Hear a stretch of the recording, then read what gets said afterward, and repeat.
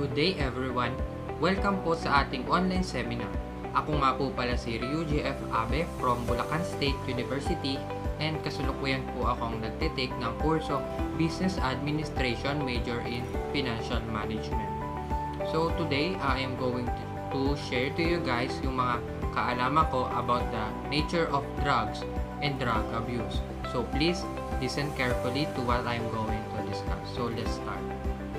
So first, what is a drug?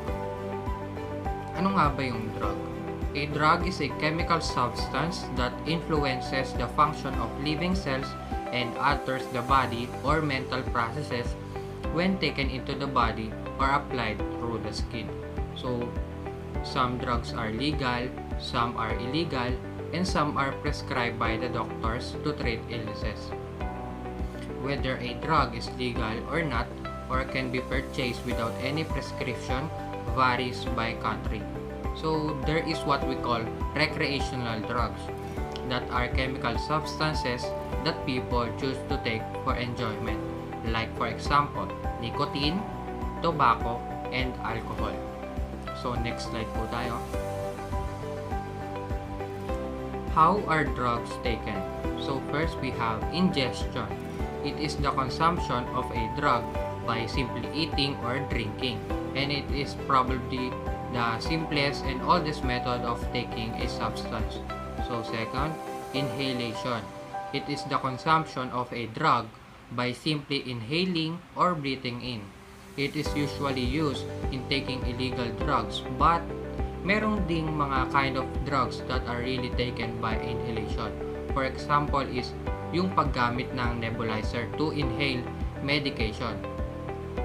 So, ang nebulizer, it helps to turn liquid medication into a mist that a person can inhale through a face mask or mouthpiece. And para makapag-take ka ng higher dosage ng gamot when needed, ito ay ginagamit. And it also administer medication directly and quickly to the lungs. So, next, injection.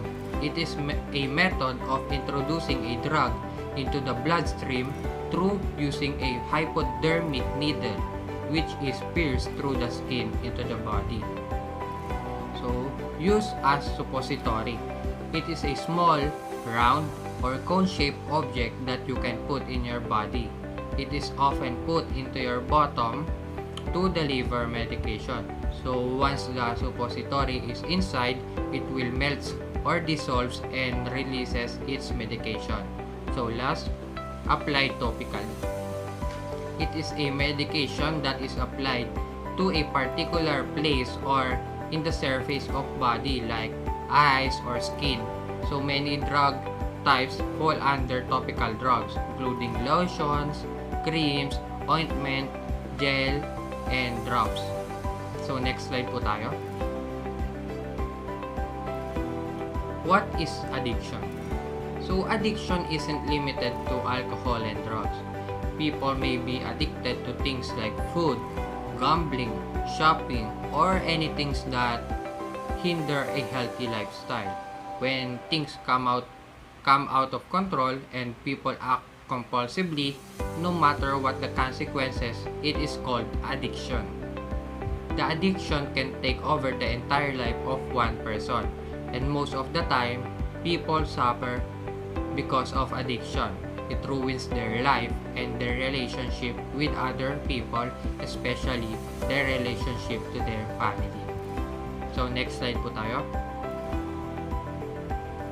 What is drug addiction? Drug addiction is considered a disease that affects a person's brain and behavior that leads to an inability to control the use of a legal or illegal drug or medication. People who have this disease are often addicted in using substances such as alcohol, marijuana, and nicotine that are also considered a drugs. So, next po tayo. So, there are two forms of drug addiction. First, physical dependency. So it occurs when a drug or substance is regularly used and the body becomes accustomed to its effect. Then the addict must continue to use the drug to feel normal since the absence will trigger withdrawal symptoms. For example, you are taking pain reliever. Iinumin mo siya ng iinumin hanggang sa ma-addict ka na dahil it help you to reduce or relieve yung pain na nararamdaman mo. Ito yung example ng physical dependency. So, next, physiological dependency. It comes when a drug is used regularly and the mind has become emotionally dependent on its influence, either feeling pleasure or relieving pain. So, its absence gives rise to intense craving, often brought on or magnified with stress. So for example, you are experiencing difficulty in sleeping at night because of stress or anything related to your emotion. So ang mangyari, iinom ka ng mga gamot na makakatulong na ma-relieve yung nararamdaman mo sa sarili mo. So it helps din na ma-relieve yung stress na nararamdaman mo nga. So next tayo. When are drugs harmful? So any drug that is taken excessively can be harmful. Certain drugs can also be harmful if taken in dangerous combinations or even small amounts by an allergic person. So basically, we can say that any types of drugs can be harmful when it is abused. So next, why do people turn to drugs? So first is, medicine can solve problems. So most of the people who are used to drug addiction are often poor or have problem with family or even with him or herself. They use drug as their escape to their problem. Second, widespread access to various drugs. So basically, we have many access on where and how we can get drugs. We can easily buy some kind of drugs without prescription of the doctors. And in the Philippines, you can find any type of drugstore anywhere. Even sa mga kanto ng mga barangay natin, meron tayong makikitang mga butika. And even in an online shop, you can buy medicine. So third, peer pressure. It might be you are being influenced or encouraged by your friends or relatives to do drugs because of their past experiences of using such drugs. For example, your relatives using Biogesic for headache and then they recommended you to, or encourage you to also use it when you have a headache.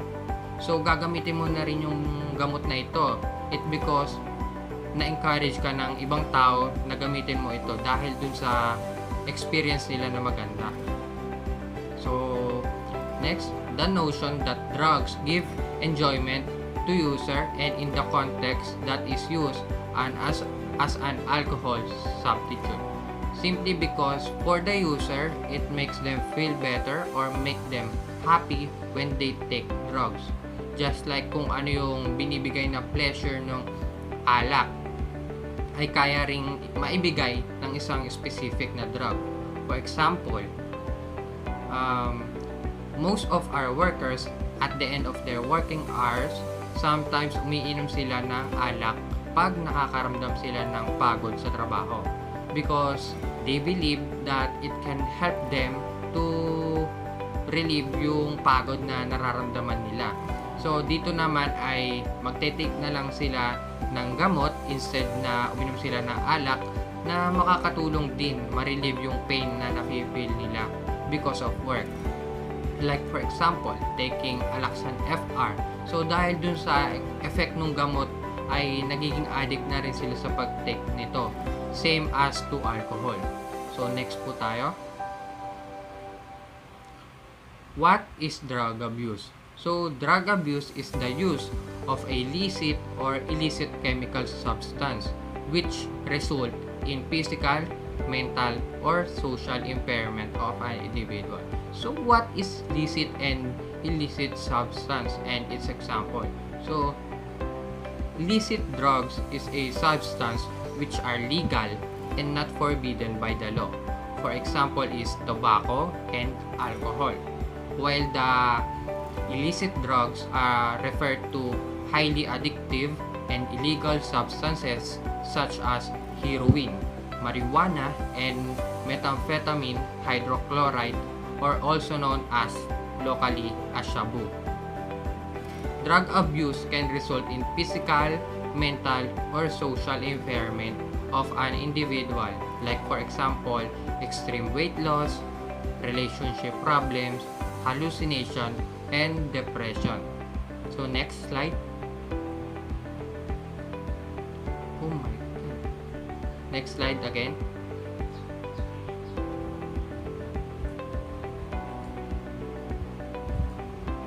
Are there products other than drugs ever abused?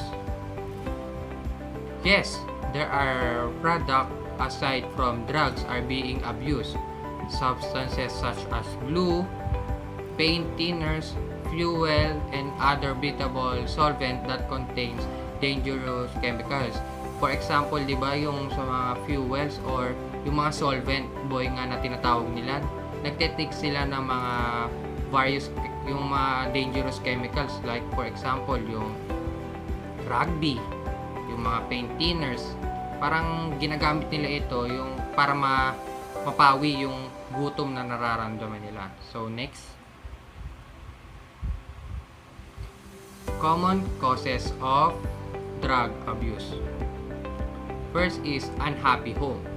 When parents are not showing interest in their children, sometimes yung mga bata are looking for something to have fun with.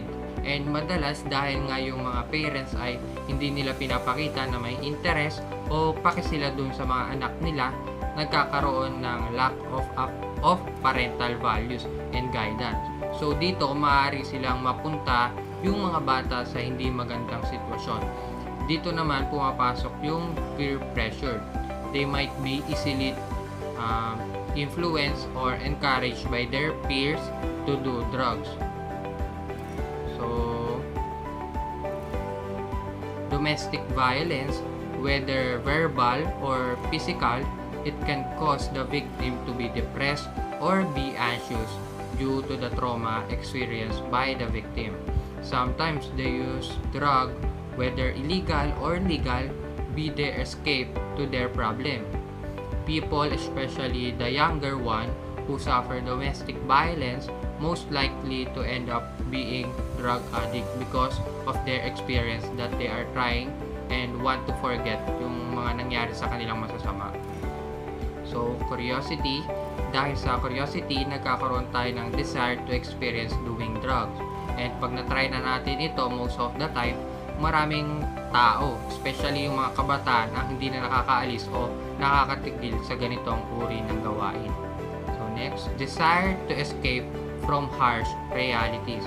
So yung ibang tao, dahil sa mga problema na pinagdadaan nila, especially yung mga taong laki sa hirap na buhay at walang knowledge about dun sa di magandang consequences na drug abuse, they have the tendency na mag-abuse ng drugs, any kinds of drug.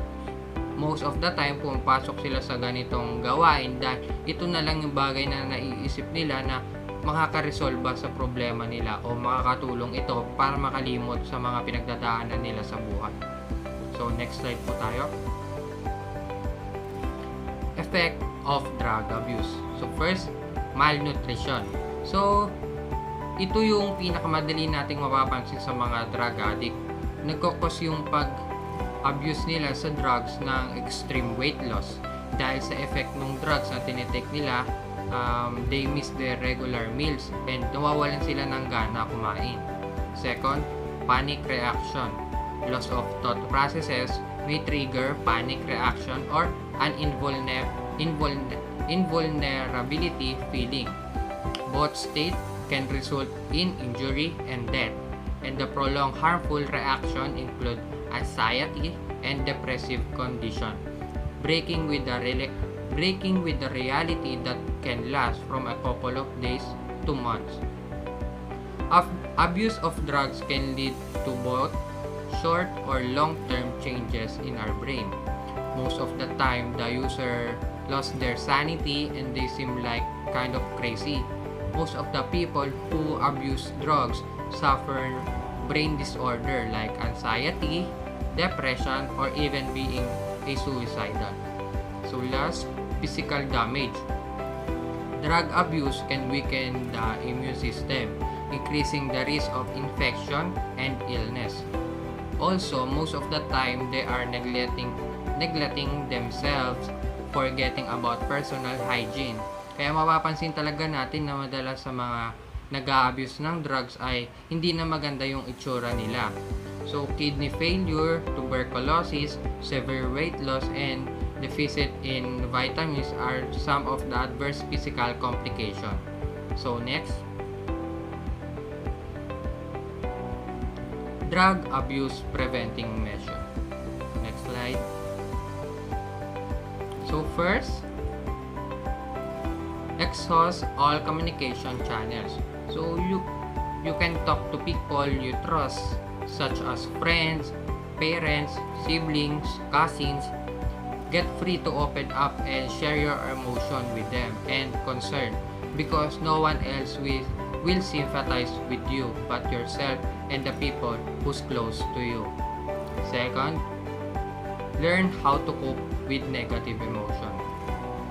You can use sports for you to have fun, and through it you can also socialize with different people and your friends. Music to relax your emotion and lower your stress level. Meditation to allows our mind and body to rest, to ease stress and anxiety. And prayer as relaxation forms and to strengthen your own spirit and relationship to our God that will help you deal with stress. So third, expand your horizons by seeking new experiences like learning new skill, meeting new people with different personalities to make friends with, or visiting or traveling to new places. And most especially, you need to relax your body and mind to clear your thoughts from negativity and find yourself a better way of thinking in life. 4. Develop family relationships. You need to aim to build balanced, safe, and happy family life and content. The parents should lead a good example for their children. Example is educate their kids and teach essential information about drugs to prevent its misuse. So next slide. Fifth, establish a drug awareness program to teach the school student about the risk of drugs violence. So by establishing drug awareness program, we can share information to the people, especially the youth, about the danger of drug misuse. Educate them about the negative consequences of drug abuse and how addiction can ruin one's life. As they say, prevention is better than cure. So, pang 6, local leaders will coordinate and run programs to disseminate information to prevent the drug abuse. So, through coordination of our local leader, we can plan or organize programs that can spread awareness to prevent drug abuse. So, organize a social and leisure initiative which will act as a meaningful alternative to drug abuse. So, pang 7, helping drug users in treatment and rehabilitation. We can encourage them to seek for help to get the proper treatment, provide support as they continue to their recovery, and always let them know that they are not alone, that there is always a hope and new opportunities that awaits them. So pang 8, next slide. Partner with official to apprehend, identify drug pusher, and disrupt the community-based drug-based network. So, by assisting through providing the information we knew, we can help in identifying drug pushers in our community. Pang-9, implement a direct, sincere, quick action, and hands-on approach to the government to address the growing menace of drug abuse. So, whether national or local government must come up with a plan to take a quick action in resolving the country's growing problem of drug abuse. So last, allow yourself the chance to be everything you can be. So by finding and developing your personality, you can get a chance to become who you want to be. Gain confidence by focusing in positive things in your life, and also be happy and see the humorous side of our life. So dito po nagtatapos ang aking maikling discussion about drugs. So thank you po for listening, and I hope you learned something sa aking mga na-share sa inyo. So God bless everyone and always stay safe. Thank you.